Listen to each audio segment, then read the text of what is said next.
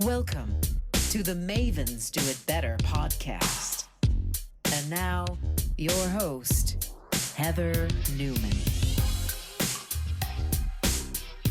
Hello, everyone. Here we are again for another Mavens Do It Better podcast, where we interview extraordinary experts who bring a light to the world. Holy cats. I have a couple of fellas here, and I am very excited to have Keith and Rodney on. And they are from the More in Common podcast and my tech life as well. So welcome, fellas. Thank you. Thank you. They're sharing a microphone. It reminds me of Saturday Night Live. It's like a skit. Yeah, it really is like a skit. I think these are directional microphones. So, So we have you have some give. Yes, We so have you some have give, we can- so you we can don't- have some yeah. give. We don't have yeah. to be You right don't on have it. to. Yeah. You're saying the polar pattern is...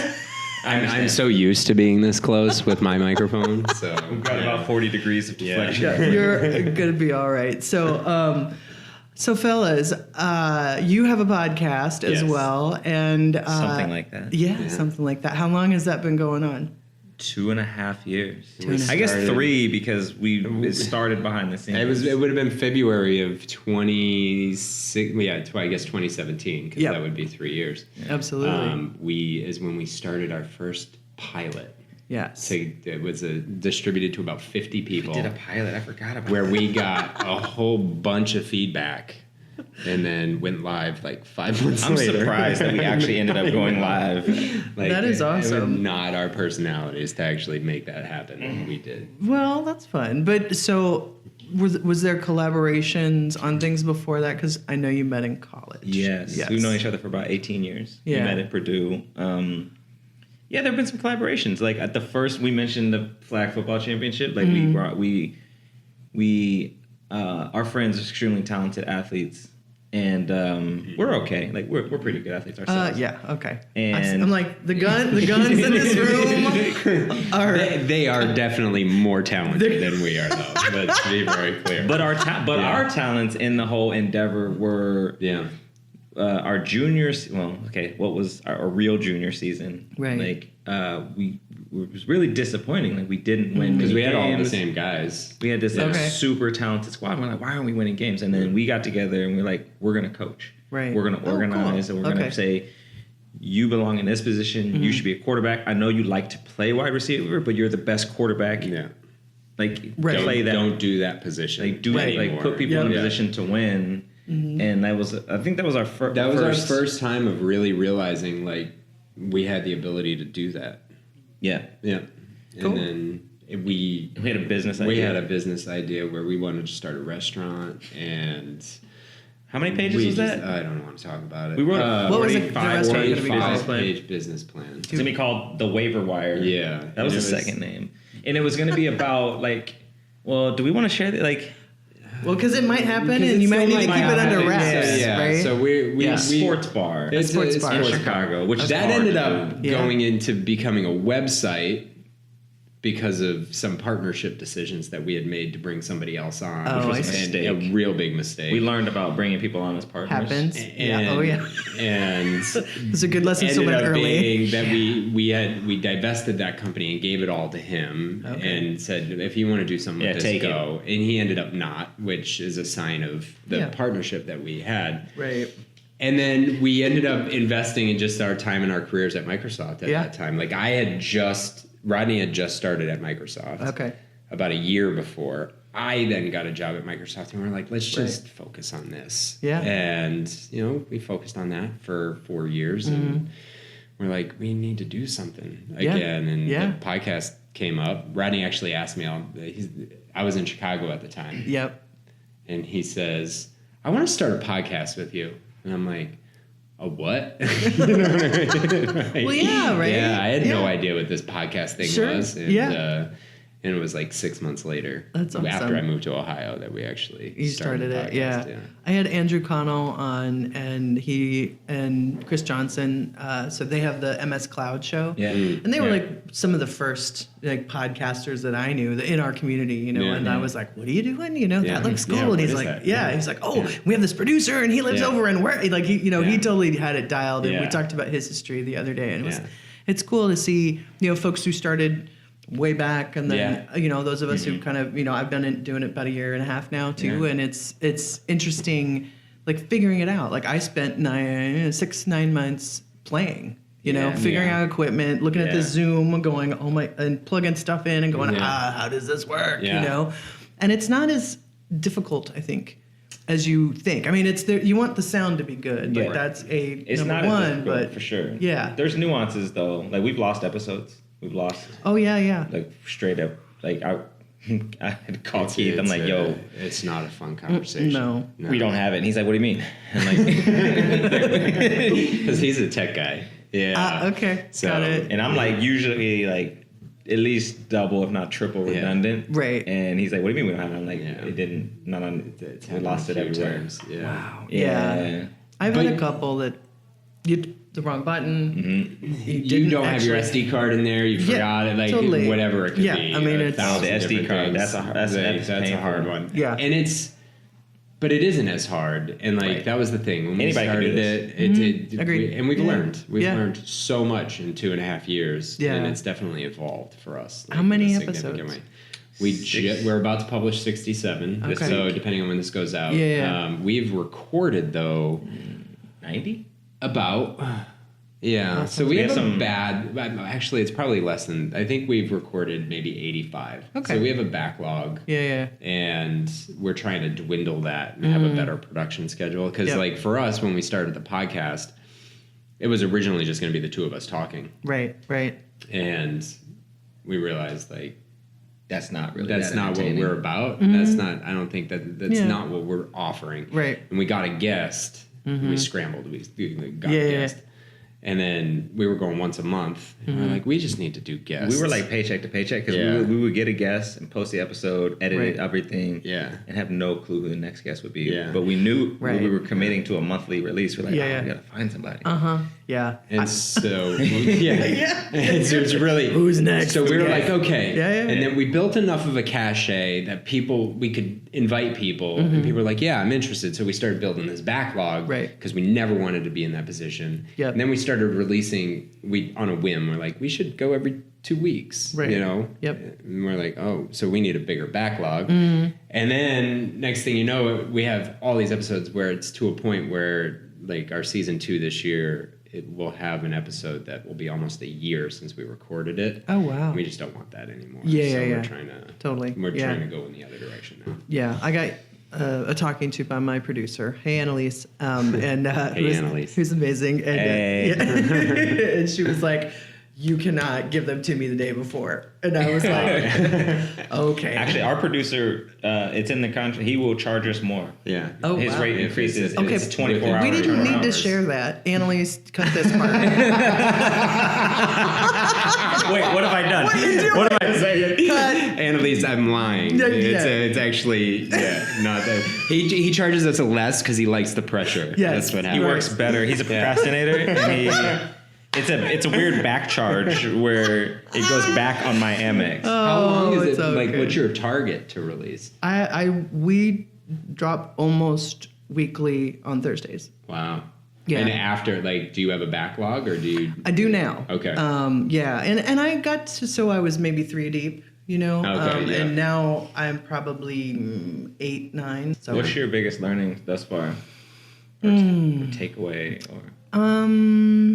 I like the in person, and I switched platforms. What were you on first? Well, I was, funnily enough, I love my Zoom H4n, and you have a 6, right? Yeah. That you use. So yeah, the H1 and H6. Okay. Yeah, the little handy. Oh, the little one, yeah. So I ended up giving that to a friend so they could start podcasting. But look at that. That's nice. so nice. Hey, people helping people. Yeah. But I used to just set the Zoom kind of by my computer and take the sound in. With the directional microphones. With the directional microphones of like me in front of it and then them. And the sound was fine, but it was not great. And so I started using GoToMeeting, but that one, sorry y'all, started cutting out of me. And I also was like, where can we get a 2 audio channel? Zoom. Yep. It's money. Brilliant.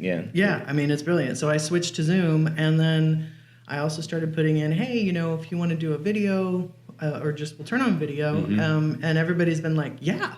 So I'm capturing the podcast, but I've been capturing video with people too. And then because we always put the recordings up on the Creative Maven YouTube channel anyway. But people are like, yeah, I'd love that for my promotion. So that's been kind of a fun, like just changing platforms and then getting more marketing material, you know, from doing the video stuff. So, and I think the other thing is, because I want to get into talking about your podcast and what it's about and all of that too. I think for me, it's about just talking to people, in that I really want it to be very conversational, and like we're sitting and have a cup of coffee together, and so it's less, let me ask you these questions kind of things, you know? Well, it's right there. There's some right there. You want some? If I had coffee right now. I'm like, it's a little late in the afternoon for that. Well, it might be good for Babadook. Anyway, so more in common. Yes. Yeah. Beautiful. You go deep with people. You bring up all kinds of interesting things. It's about compassion. You tell it in your words. So you start. I'll fill in the blanks. Where did this come from? Yeah. So at the heart, we're anchoring humanity in compassionate conversation. And, you know, for us, it's kind of it's a social experiment. Yeah. Like, and the hypothesis is that we believe we all have more in common than that which divides us. And, you know, we get to expose. I don't know. I use that word. I don't like it. We used to, Yeah. We get to talk to people and find out who they are. Yeah. Not just what they believe. Like, who are you going to vote for? Like, no, like, where'd you grow up? Yeah. Why'd you grow up? Like, how'd you grow up? Like, why do you believe that you should vote for this person? Right. And we can talk about that, because that's interesting. Yeah. But we don't want to judge you because you voted for this person. Like, we want to get to know who you are. And, you know, one of the cooler things that happened early on, actually one of the guys, Chandler, who's a big reason that we're doing this, like, he gave some awesome feedback in our beta phase or alpha phase. Shout out to Chandler. Shout out to Chandler. What up, my man? Unsubscribe from our mailing list. Oh. Well, gotta make it more enticing. But he was like, man, where are you finding these people? And I was like, it's just people. Like, we're not, like, we have been fortunate, like, or we have interviewed some stars and celebrities and this, that, and the other, but like, it's just people. Everybody has a story. Everybody's got a reason, and more than likely, like, they got something in common with you. And it's like, so we're seeing that hypothesis play out, and it's a really cool thing. Yeah, awesome. I think one of the coolest things, like when we first started this, was about bridging disagreement, right? Like, Rodney and I, historically, we've had conversations about anything and everything for 18 years, and our friendship's only grown stronger, right? And we've come from very different points of view on things. Religion, politics, finance. So there was some disagreement between you. Serious I grew up conservative Christian. And I did not. Okay, thank you for the... I don't... Like, it's you say that, but I grew up without religious structure in the Bible Belt, conservative Christian, and he grew up in the Northeast, like very not religious, and just, you know, I grew up a young black man, he grew up a young white man. Like, there's just but growing up in New Hampshire, that's actually germane to our relationship, because he didn't know much about the black experience. I didn't know, you know, it's a very white place, right? As we all know from the primaries, as they've talked about ad nauseum. So we thought, like, let's have some conversations and just demonstrate how we disagree. Right. And what it's really evolved into is this exposure of just people. Like, our audience is going to take away from every guest something different. Sometimes they're going to be really irritated. Like, we'll get some feedback, I just disagreed with them so much. It's like, but what'd you think about them? It's like, oh, they seemed like really cool or whatever. Just getting away from that place of, all we're going to focus on is the thing that you do. Right. Like, I really want to get to know you. And I'll be honest, we were talking about this on the way over. our podcast platform is all about our guest.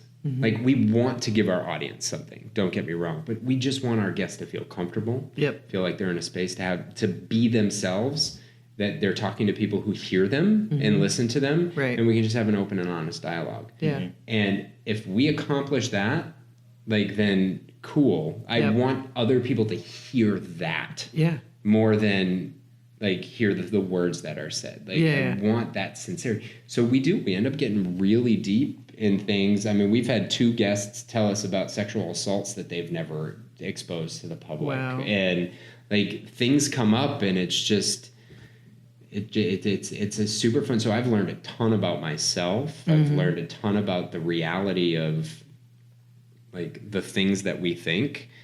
Politics as an example. I'm super into politics, but 80% of our guests aren't. Right. They right? Like, so like they'll be like, I'm an open book except for politics. Interesting. Yeah. So a lot of people don't want to talk about it, or they have like passing comments about it, but it's not something they really want to get into. They don't want to water test it, And so why do I care what they think about politics at this point? Like, I want to hear more about them. And so it's been such an amazing journey. Yeah. It's been a lot of fun. We've gotten to know some amazing people. That's super cool. You included. Yeah. Right back at you. Yeah, you know, I think it is interesting to, like, so many people, I don't know, they'll have this you know, opinion about politics, religion, or whatever, and it's like, you know, and I think being able to have a conversation where you're looking for commonalities, which is what you're doing, you know, I think it's a perspective. You're showing perspectives. That's it. Right? And letting people get to know somebody, whether they're famous or not or whatever. And I love that. And their story. Yeah. And I like, the funny thing about this, like, when we set out, because Rodney's black, I'm white, like, race was a big topic, and it still is a big, specifically because we started on the heels of Colin Kaepernick kneeling at the during the national anthem, and on a disagreement we had about that, and when we got to the end of that disagreement, we were like, why can't more people disagree like this? Absolutely. And then come to an agreement, like, with a respect and like with the, like, I don't need you to change your view, but like, here's why I think what I think. Here's why I think what I think. And then we just talked about it. We debated it in a respectful way. And then at the end, we're like, let's move on. Let's have a nice, like, next thing. Yeah. Hey, let's teach other people how to do this. And then that's hard to do. Yeah. Oh, yeah. It's difficult. So we end up having a lot of conversations about race, but the fascinating thing about it is, like, we have talked about everything from homeless feminine hygiene. Like, we had an hour and a half conversation. You talk about one of those lost conversations. Like, this is one of we lost this one. But then we did it again. We did record, but we didn't talk about that. We talked about something else. But the podcast you lost. The guest. Yeah, it was one of the best experiences because it was so different for us. We just left an interview where we talked about the female experience of giving birth. Like, so for us, it's exploring all of these topics. We talk about mental health. We talk about the number one mental topic. health. We talk about all the time. Absolutely, yeah. Whether it's mental illness or mental health, like, we've explored so many different things where you go in the whole bridging divides. I think it's a powerful thing, but it's so politically charged. When there are just so many other things to talk about, we don't always have to talk about politics. Yeah, absolutely. You know? There's so many more things in our lives that need a light shined on it. You know, doubt. Wow.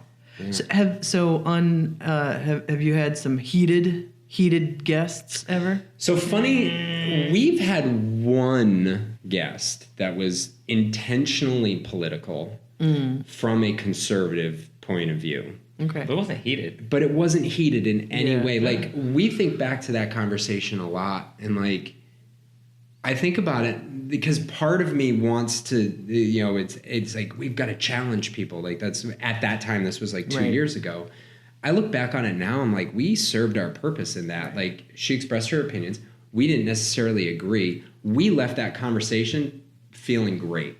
Good. Like, it was How good, about her? but that was it. She did too. That's awesome. At least that's what she told us. Yeah.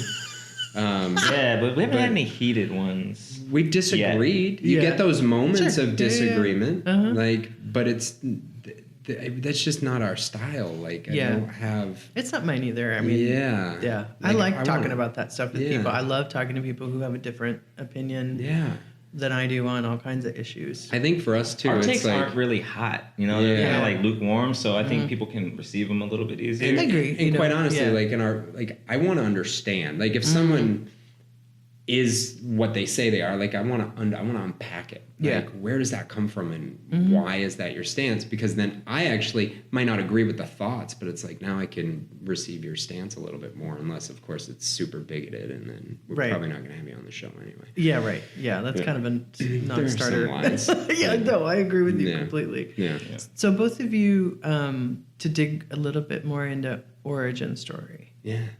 So like, will you tell everybody where you're both really like from exactly? I'm from Indianapolis. This is Rodney. I'm from Indianapolis, Indiana. Yeah, and I grew up in New Hampshire. That's right. Yeah, New Hampshire.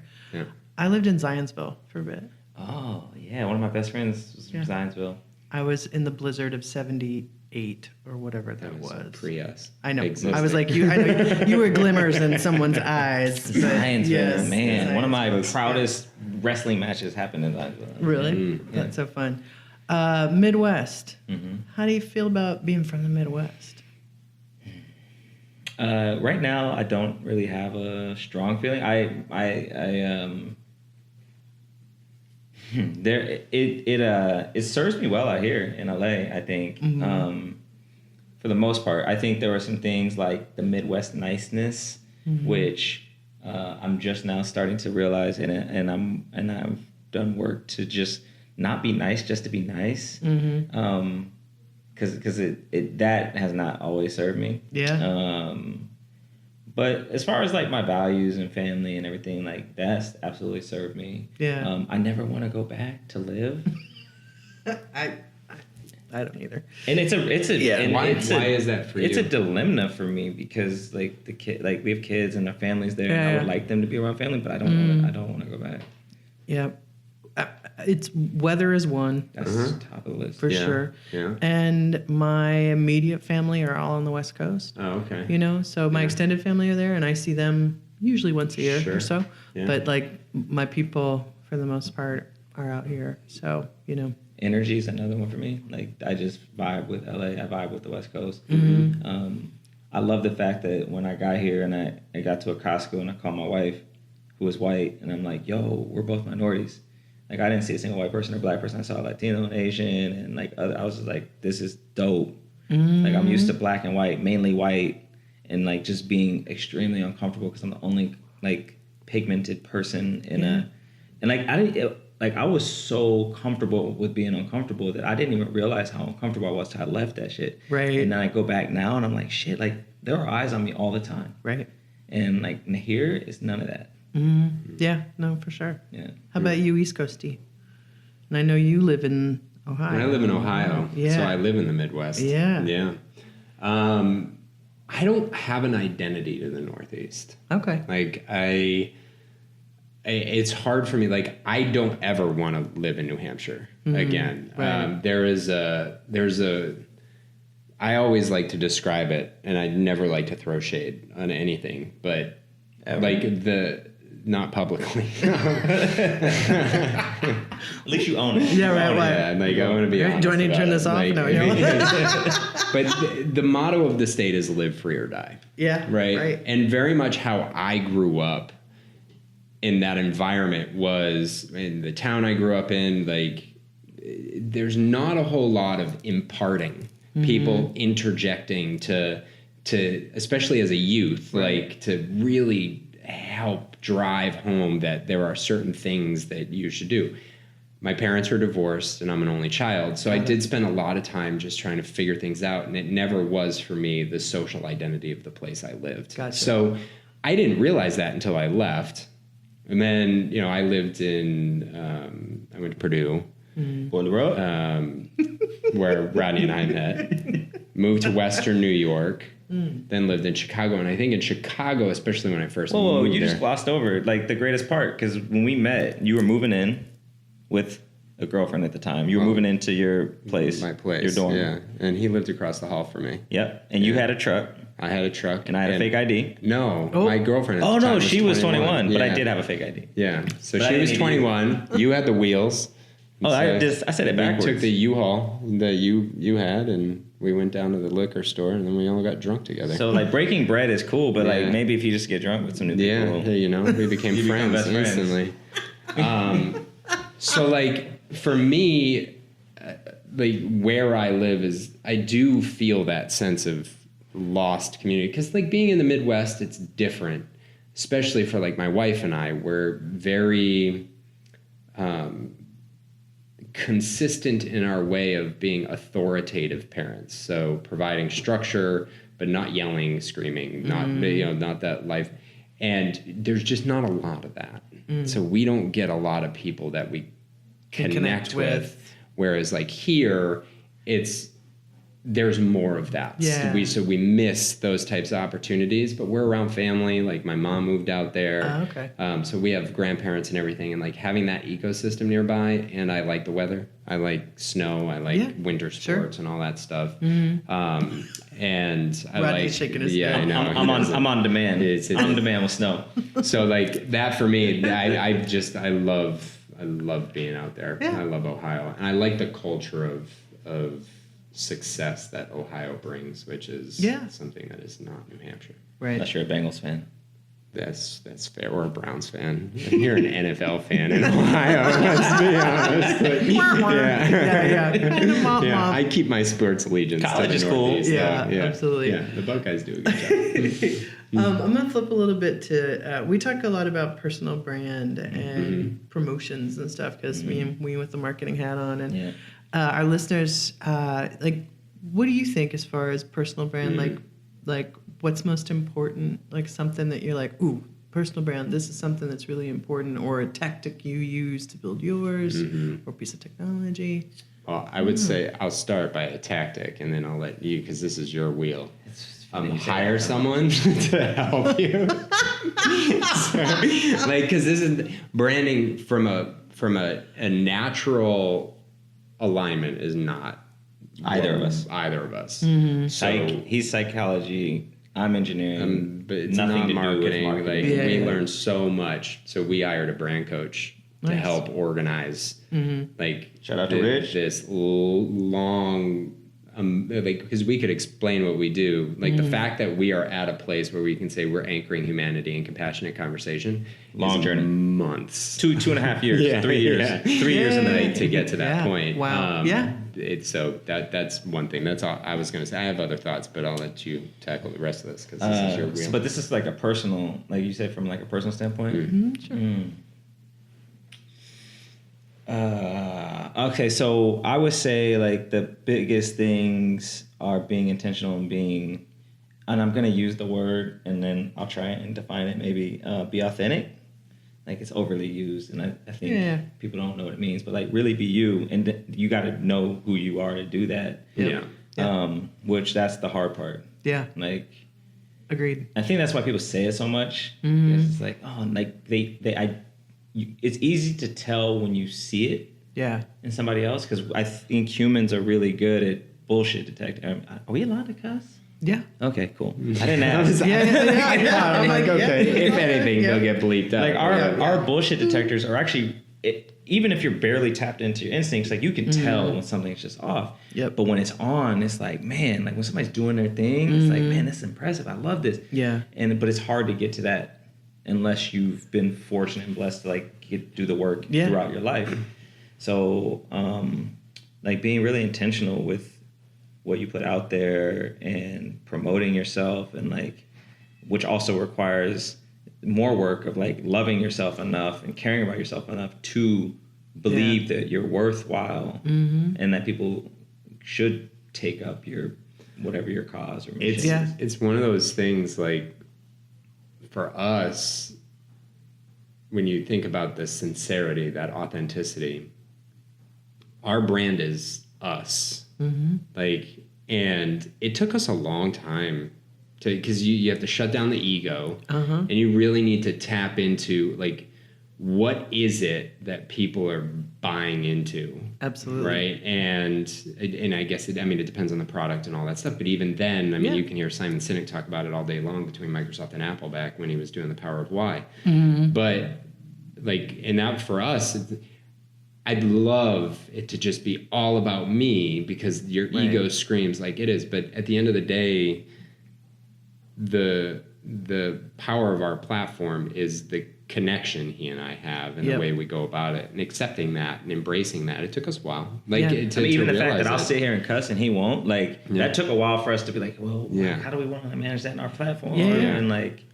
But that's me. That's how I will show up in a conversation. So if I changed that just for us, then I'm not being because true. Then he's being more to me, and it's the balance. It's the balance at the end of the day. Absolutely. And I think there's a huge, I've seen on LinkedIn that there is now a job title of Chief Storyteller. Yes. Yeah. Or VP of Storytelling. And we have one at Microsoft. And I was researching him because I was like, what? He's amazing. Yeah. And I think that's an interesting thing, right? And you're seeing, because I think there's 400 or 700 or something of them inside of Microsoft. I had no idea. And I was like, how did I not know this job existed? Which would be great for you with your background. I know. And I just met one. I went to this TikTok event last week, and my favorite session was about storytelling. Yeah. And it's a guy, he's an engineer. He's a coder, but he also went to USC Film School. So he talks about the nature of virality, and he's like, it's all about story arc. It's all about the hero's journey. It's all about beginning, middle, end, and connecting with whoever your viewer or your watcher or reader is. That's that's a hard, channeling your brand to a story that's consumable is hard. Is not a formula we've quite figured out yet. But we're kind of throwing a lot up there to figure out what stays. But there is a point in our evolution. We were just with a friend of ours, and he's like, you guys you do scripted really well. Stay away from funny. And there is a point in our history where both of us would be like, no, because there's an easy thing. It's like, well, the funny people seem to be getting the clicks. Right. But it's like, we're funny in a not funny intentional way. Right. So, but we know that, and he said that, and we're like, that makes total sense, because we've learned it, we've owned it, and we've figured that out. And I think it's an important thing. Oh, brand. Absolutely. Yeah. No, know your lane. Know your lane and pick one. Yeah. I think that's the other thing. And then be consistent in it. Don't confuse people. And for that always bothered me, because I'm very much a jack of many, and I was like, pick a lane, but I like all of them, but really that doesn't mean you can't do all of them, but pick one to start with. Yeah. And then do it. But let people connect with you on one. And then you got to tie them together so that people aren't looking at you going, okay, you told me how to use a hammer. Yep. But now you're telling me how to listen to a record. How do those play together if all you're doing is just those two things?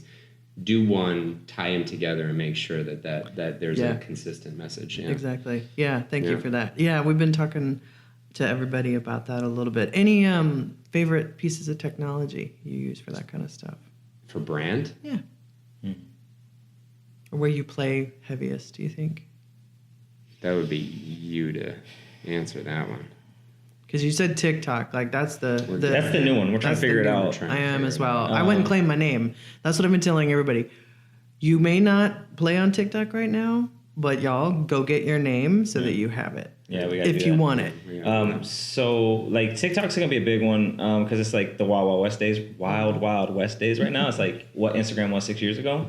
Yep. So there's an ability to grow a following that you can convert to other platforms, which really your email list is going to be huge, because TikTok could die in 2 years or in 6 months. Right. But if you get 100K, 500,000 followers now, that moved over to your email list, then bam, you won. Yeah. So favorites for us, because we're in the corporate consulting arena, LinkedIn, because that's where a lot of our potential revenue will come from, or the people that we can talk to are there. But then Instagram, we've been there a lot. I think it really just depends on what like the message you're trying to convey, Yeah, and sure. like where's your audience? Who is your audience, and where are they? Yep. Canva's a great tool. I love Canva. Yeah. We use Canva as well. Canva. I mean, my Annalise, who also designs everything, she's got Photoshop, of course, but we use Canva because I can go in and muck around and she can fix it. Yeah. We've collaborated. Collaborating with people. Right? Collaboration. I was yeah. man. So we kind of do this one mind Yeah, thing yeah. sometimes. Yeah. I was just getting ready to say, like, whether you're a solopreneur or like us to other entrepreneurs. Mm-hmm. Yeah. It's a community. Like, it's kind of like. Oh my God. Yeah. Because there's so many gaps, and like we're talking about marketing. Like, this is just something that I've kind of gotten into in the last 6 to 9 months, and it was foreign to me before that. But through other entrepreneurs, I've really learned a lot, and I've been able to help them with things like tech setup or. Right.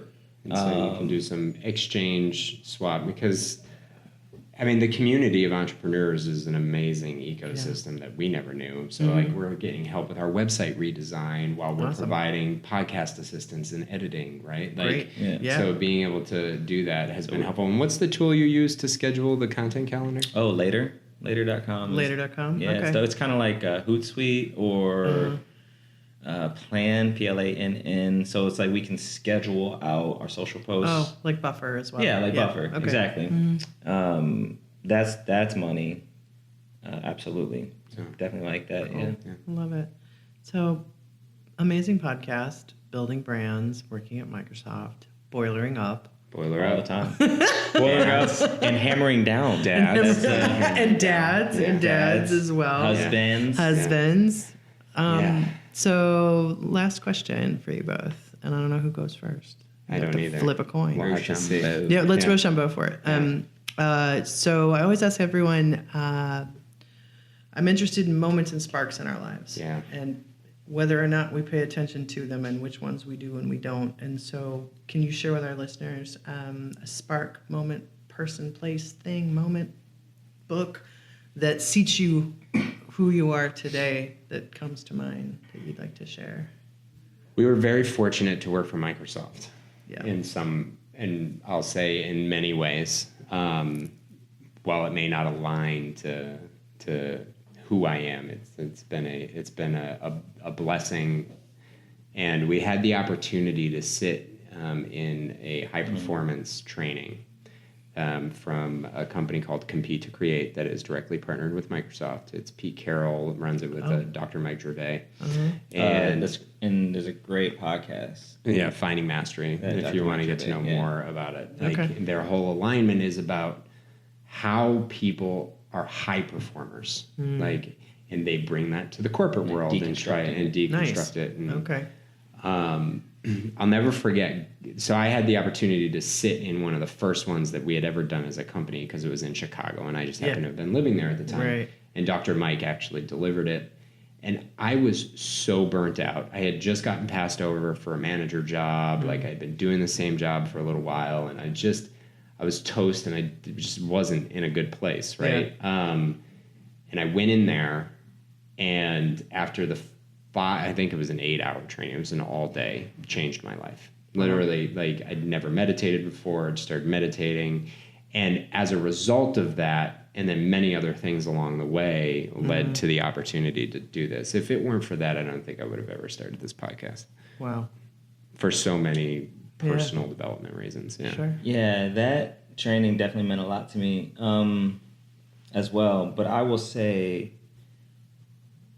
spark moment. There's so many, positive and negative. I will say Eckhart Tolle, The Power of Now. Mm-hmm. That book. That's new too. It's pretty recent, but I'm just always trying to grow and learn. Mm-hmm. And this book, like, took me leaps and bounds beyond where I was in understanding myself and my place. And it took actually the things that we learned, that I learned in the session with Dr. Mike. So Dr. Mike did a really good job of, like, talking about the science behind meditation and taking like the whole mind, body, spirit, Yeah. and recovery, like sleep and hydration, and like taking all of that and saying like, this is how you show up your best. Like Navy SEALs meditate. Right. You should. Yeah. Like Sure. you want to be your best. Yeah, yeah. Like, and the Power of Now added this, like, it fleshed out this concept of like what the present is for me. Yeah. That like it's unshakable to me that this is the only moment. This is the only, like this right now is everything. Like who I was, what I did, who I'm gonna be. Like that. There is an importance, but this is everything. Yeah. And that for me has been extremely grounding and balancing in like some tough times. Like I've had some tough times recently, and it's been really balancing for me. So in that has given me a spark to continue with this and to believe that it can be more. Right. So yeah. Amazing. You too. There, I love. There's you. It's getting warm, but we're like shoulder. They're shoulder to shoulder with the. Well, I'm like giving the cold for shoulder. Like, this doesn't have to go on, but for like a bonus one, like we did this article. Was it last year with Yitzy? Yeah, it was July. Yeah. And like one of the questions in it was like what's the special sauce, or like what makes your podcast work, and coming up with a reply, like I hit Keith up and I was like, yo, like it's our friendship. Yeah. And like I think there had been a big piece of me that had been resistant to like accept that and own it and then like make that public. Right. For lots of reasons, like insecurities and like ego, male bullshit, like all this stuff. And it's just like, no, but that's the thing. Yeah. That's why this works. Yeah. Right. And that was a spark moment. It's on a spark. Right on. Right on. This is fun. Shall we go to happy hour? We shall. We can do that. Gentlemen, so it's the More in Common podcast. Yes. Moreincommonpod.com. Yep, there we go. All things more in common. More in including common. Our new consulting stuff is going to be up there soon too. Ooh, fun. So we'll put all that in the show notes and a little bit about the consulting stuff, which I will definitely pass along as well through my channel. So appreciate it. Keith, Rodney, yay. You're awesome. Thank you so much Thank you. for being on. Thank you. It's good. All right, everybody, that has been another Mavens Do It Better podcast. Thank you so much for being on. Thank you. Beck it out. Beck it out. And here's to another beautiful day on this big blue spinning sphere. Thanks, everybody.